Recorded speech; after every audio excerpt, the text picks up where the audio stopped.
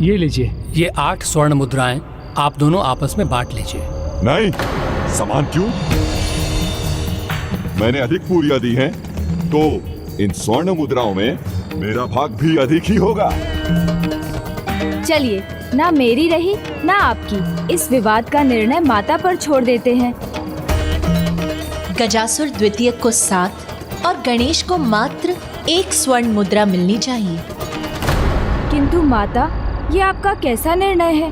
गजासुर द्वितीय मुझे 3 मुद्राएं देने के लिए तैयार थे और आप मुझे 1 ही दे रही हैं। हाँ पुत्र, यही मेरी गणना है, जिसे सृष्टि में कोई भी मनुष्य, देवता या जीव समझ नहीं पाता, किंतु मैं इसी के अनुसार जीवों के पाप और पुण्य की गिनती निर्धारित करती हूँ। ध्यान से सुनो। गणेश की 3 पूरियों के 9 भाग हुए, जिसमें से 8 भाग उसने स्वयं खाए और मात्र 1 टुकड़ा उसने ऋषि पुलस्त्य को दिया। और गजासुर द्वितीय की 5 पूरियों के 15 भाग हुए, जिसमें से 8 भाग उसने स्वयं खाए और 7 भाग उसने ऋषि पुलस्त्य को दिए।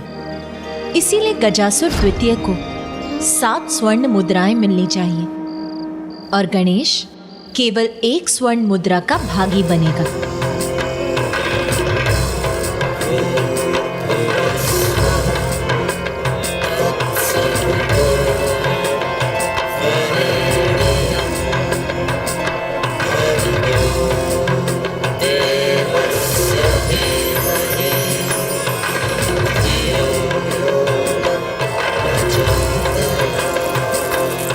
ये तो धर्मोचित है।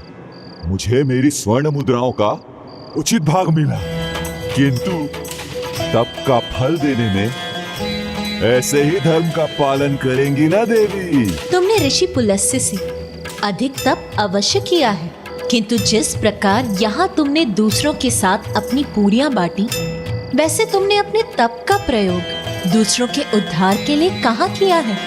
अपितु तुमने दूसरों को हानि पहुंचाई है। तुम्हारे विपरीत ऋषि पुलस्त्य ने अपनी तपोशक्ति का निस्वार्थ भाव से प्रयोग किया, दूसरों के कष्टों को दूर करने के लिए। इसीलिए उन्हें इसका पुरस्कार और तुम्हें अपने अपराधों का दंड तो मिलकर ही रहेगा। आपने उचित कहा। धर्म के अनुसार मुझे मेरी तपोशक्ति को संसार में बांटना था, जिससे संसार का हित होता, परंतु उसके विपरीत मैंने संसार का हित किया, इसलिए मैं दंड का पात्र हूं।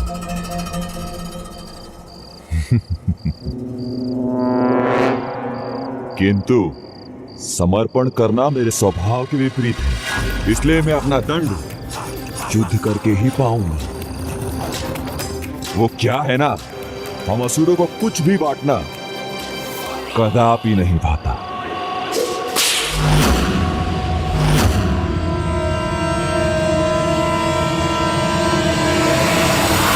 यदि तुम जगत के कल्याण के लिए अपना कुछ नहीं बांट सकते, तो तुम अपने कल्याण के लिए भी जगत से कोई अपेक्षा मत रखो। बस, बहुत हुआ, बहुत उपदेश सुन चुका हूं मैं, अब और नहीं सुनूंगा। युद्ध करूंगा, अपने तप को अपने कल्याण के लिए, अपनी रक्षा के लिए प्रयोग करूंगा। वही मेरा धर्म है और वही मेरा कर्म है। जैसा बोगे वैसा ही पाओगे, यही सृष्टि का नियम है। तो फिर अब तुम भी अपनी मृत्यु के लिए तैयार हो जाओ मूर्ख।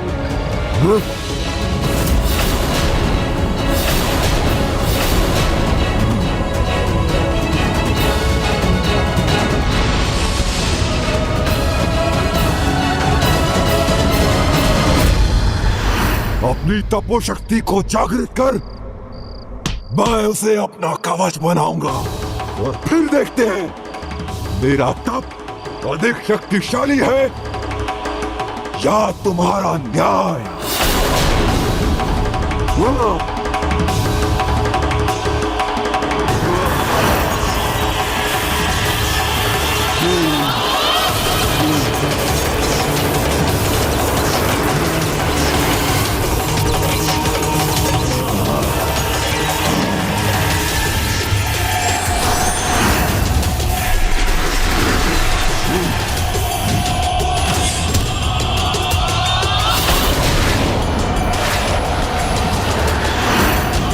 क्या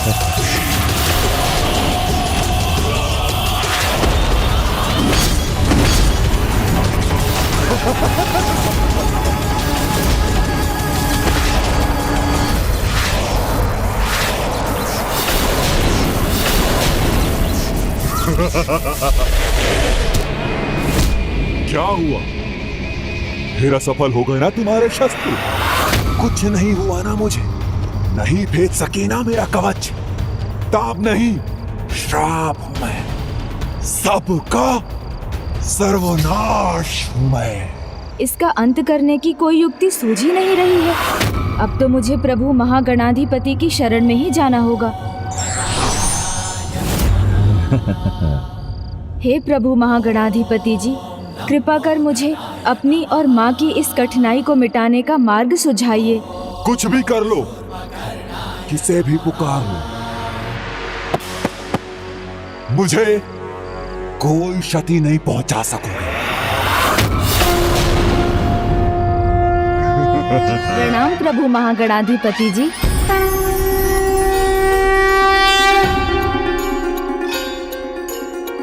हे विघ्नहर्ता गणेश, हे देवी, गजासुर द्वितीय की तपो शक्ति नहीं अपितु दिव्य संतुलन का ना होना है उसकी सुरक्षा का कारण। संतुलन उग्रता और स्थिरता के मध्य है, क्योंकि उग्र होने पर बुद्धि स्थिर रहकर उचित उपाय नहीं सोच पाती और स्थिरता से प्राप्त होने वाली सुबुद्धि कभी कभी कर्म पक्ष को शिथिल कर देती है। हे देवी चंडी, आप देवी आदि शक्ति का उग्र रूप हैं और गणेश स्थिरता के पर्याय। आप दोनों को एक साथ आकर चंडी उग्र माता गणेश रूप में उग्रता और स्थिरता में संतुलन स्थापित करना होगा। फिर इस गजासुर द्वितीय का अंत कोई नहीं रोक सकेगा।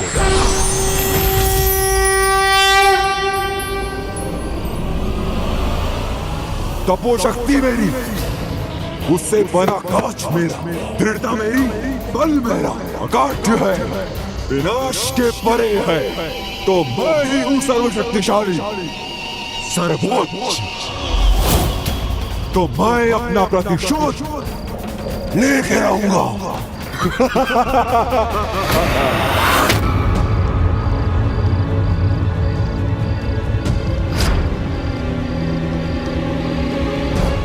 पुत्र गणेश, एक माँ सबसे शांत, सबसे स्थिर, सबसे संतुष्ट, सबसे पूर्ण तभी होती है जब उसकी प्रिय संतान उसकी गोद में होती है।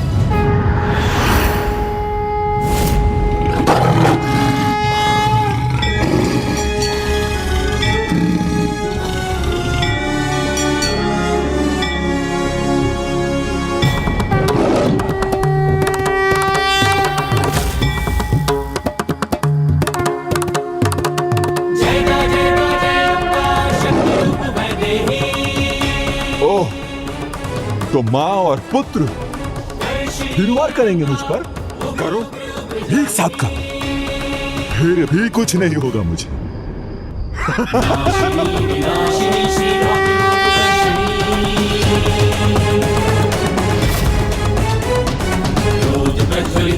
माता शक्ति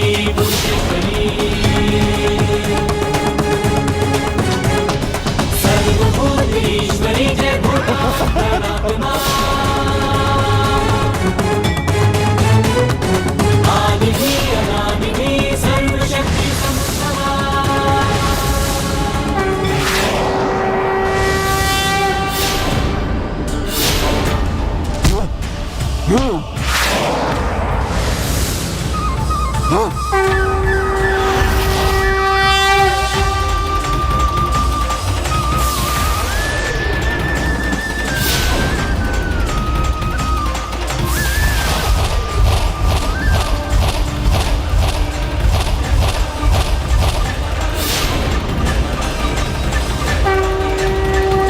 ये माता की शक्ति और विनायक की बुद्धि का अद्भुत संयोग है।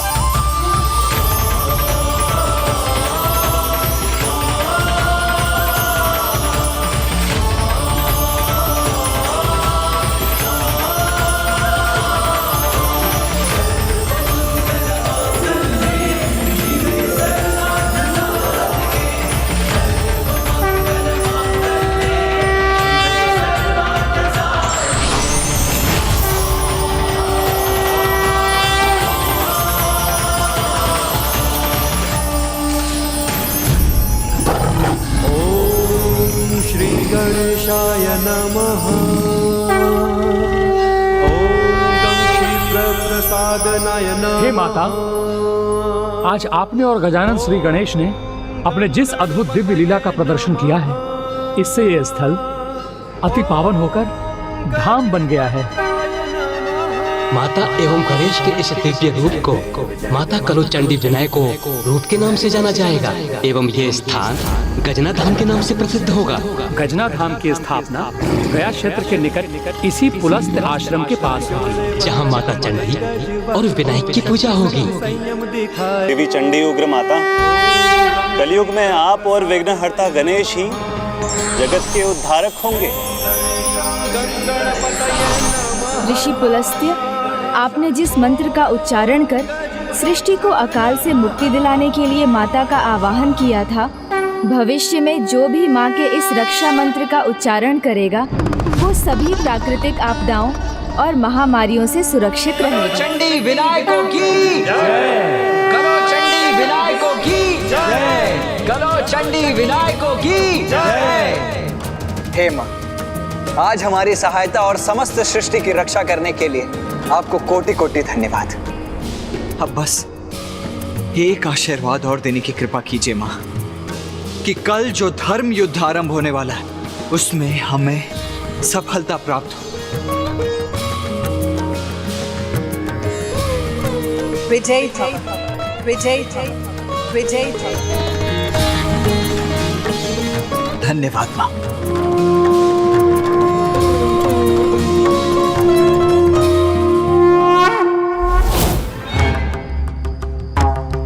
प्रजापति महर्षि कश्यप से विजयी भवः का आशीर्वाद प्राप्त है मुझे।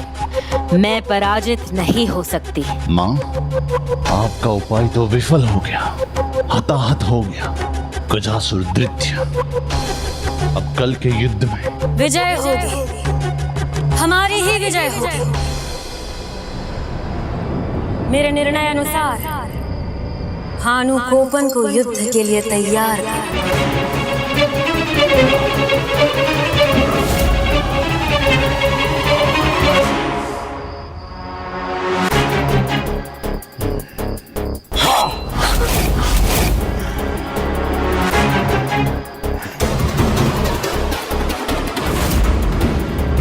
माँ, सूर्योदय का समय हो रहा है। अपने पुत्र को युद्ध के लिए तैयार होने में सहायता कीजिए।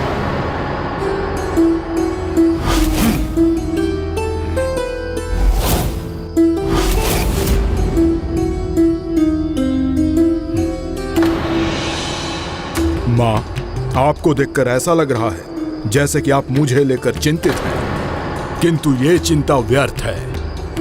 दादी माँ राजमाता का मुझ पर और मेरे सामर्थ्य पर अटूट विश्वास है। आप भी मुझ पर विश्वास कीजिए, मैं विजयी अवश्य हूँगा।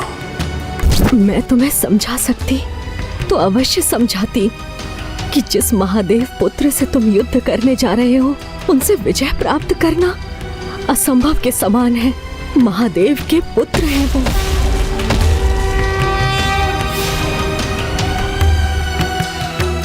माँ त्रिदेव की शक्ति से युक्त मेरे दोनों दिव्यास्त्र ब्रह्मास्त्र और शिवास्त्र मुझे देना मत भूलिएगा। वैसे तो देवताओं के लिए मेरे हाथ ही पर्याप्त हैं, परंतु मैं इस युद्ध में कोई भी चूक नहीं करना चाहता। मैं चाहता हूं कि दादी माँ सूरसई को मुझ पर गर्व हो।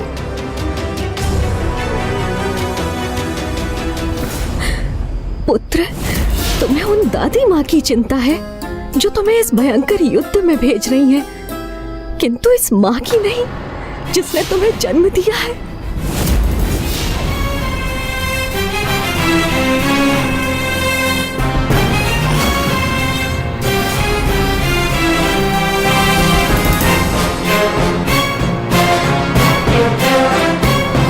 पुत्र, तुम्हारा इस युद्ध में जाना अनिवार्य है क्या? हाँ, है अनिवार्य उसका युद्ध में जाना।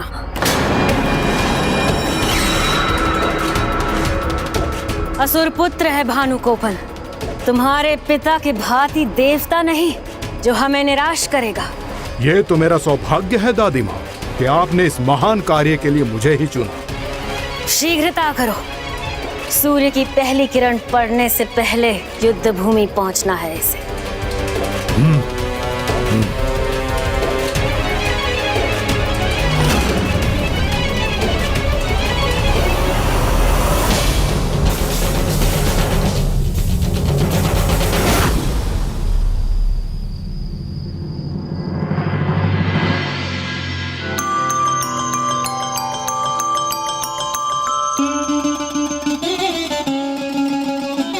प्रणाम प्रथम पूज्य गणेश जी, मुझे स्वामी के लिए विजय व्रत आरंभ करने की अनुमति दी। प्रणाम प्रभु गौरी शंकर, मुझे आशीष दे। प्रणाम स्वामी।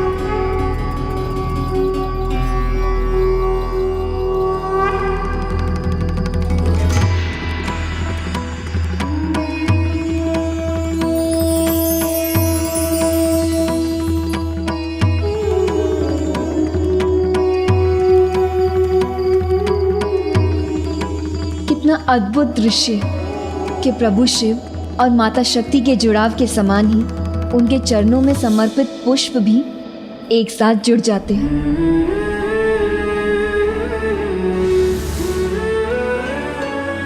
सर्वथा अतुलनीय है प्रभु शिव और शक्ति की जोड़ी। किंतु हम दोनों एक साथ कैसे दिखाई देंगे? ये मोरपंख भ्राता ने आपके लिए ही छोड़ा था और मैं ये आशीष देता हूँ कि ये एक दिव्य दर्पण में परिवर्तित हो जाएगा जिसमें आप अपने स्वामी को सदैव देख सकेंगी।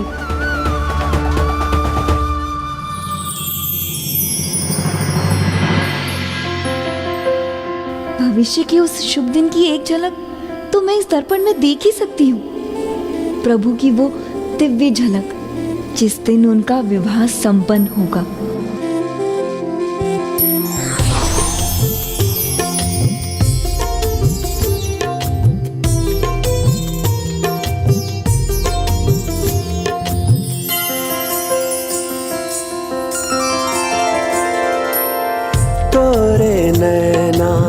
मोरे नैना दोनों के हैं एक नैना।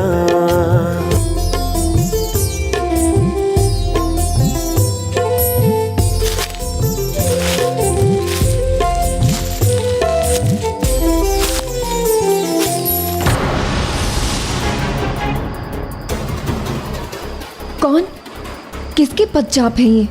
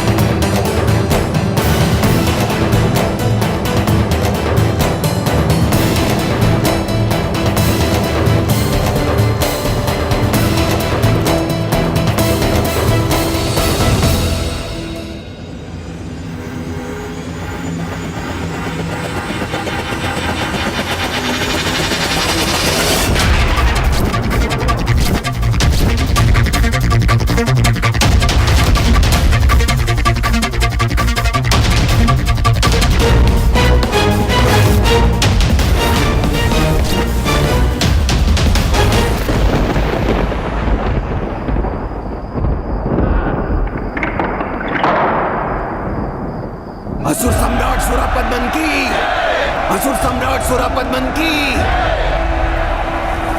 प्रभु सुब्रमण्यम कार्तिकेय स्वामी की जय। प्रभु सुब्रमण्यम कार्तिकेय स्वामी की जय। प्रभु सुब्रमण्यम कार्तिकेय स्वामी की जय। प्रभु सुब्रमण्यम कार्तिकेय स्वामी की जय।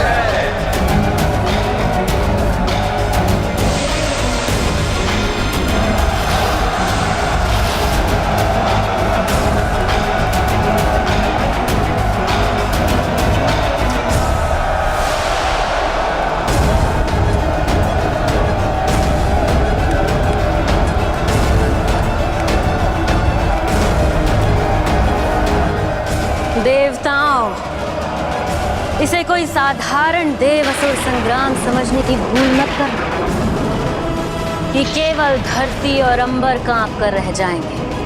सुरासई की मायावी असुरी सेना के नाद और पराक्रम से केवल सृष्टि नहीं, संपूर्ण त्रिलोक का दहलना तय है। सुरासई की मायावी माया में उलझकर तुम सब के सब अनंत काल के लिए उसमें समा जाओगे। स्मरण रखना देवताओं, तुम्हारा सामना सुरासई की सेना से उसी की मायावी नगरी महेंद्रपुरी में है। बढ़ रहा है भानुकोपन अपने 16 सेनापतियों के साथ। अब आकाश में छाई ये काली माँ इन देवताओं के रक्त के प्रतिबिंब से लाल होगी।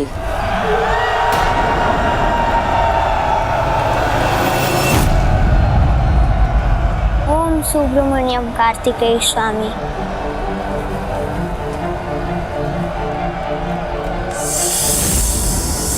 आरंभ हो रहा है धर्म और अधर्म का महायुद्ध आज, जिसमें विजय धर्म की ही होगी, प्रभु सुब्रमण्यम स्वामी की ही होगी।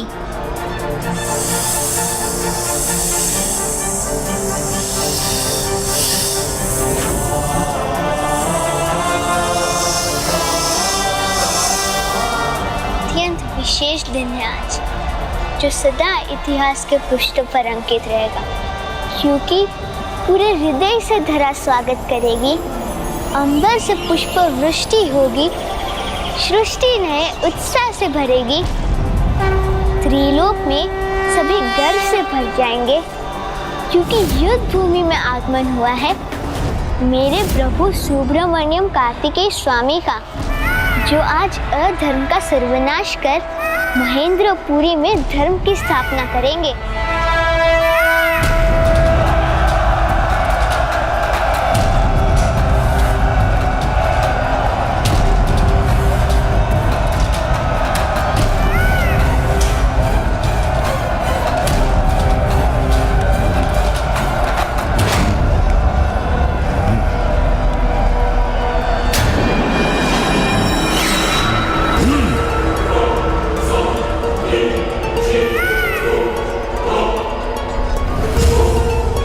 असुर सम्राट सुरापद्मन की, असुर सम्राट सुरापद्मन की, असुर सम्राट सुरापद्मन की, असुर सम्राट सुरापद्मन की, असुर सम्राट सुरापद्मन की, असुर सम्राट सुरापद्मन की।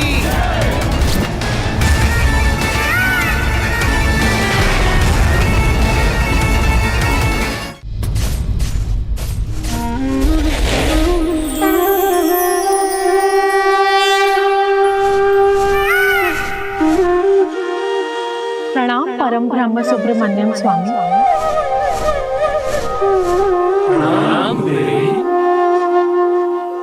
प्रणाम भूदेवी। प्रभु, आपने इस धर्म युद्ध का शंखनाद कर मेरी धरा से अधर्मियों को मुक्त करने का जो ये संकल्प लिया है, उसके लिए मैं आपका हृदय से स्वागत करती हूँ। मैं भूदेवी आपका ये उपकार सदैव स्मरण रखूंगी।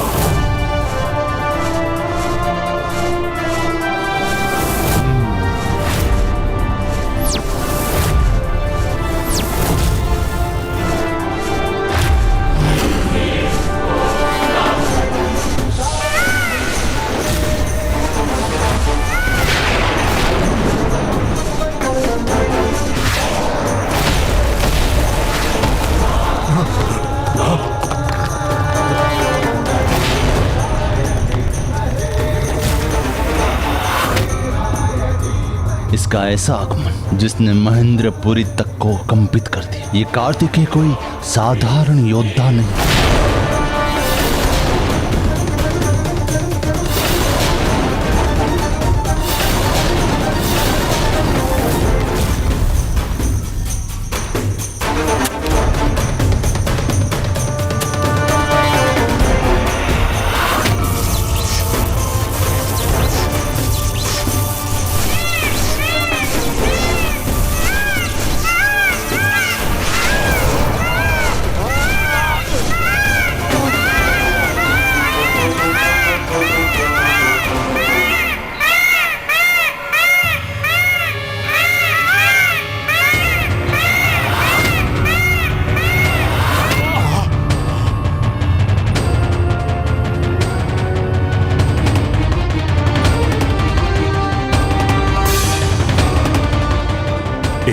राक्षस पक्षी की इतनी भयंकर गर्जना, इसके चरण रखने मात्र से धरती कांप उठी है, तो इसके प्रहार की कल्पना करना कठिन है भानुकोपन। सावधान भानुकोपन, सावधान।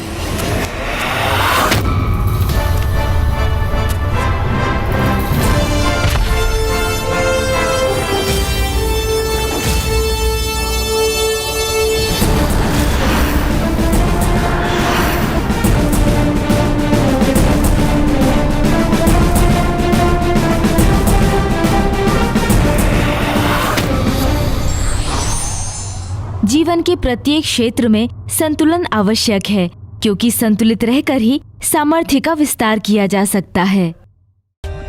For more updates, subscribe to our channel, click the show links and enjoy watching the videos.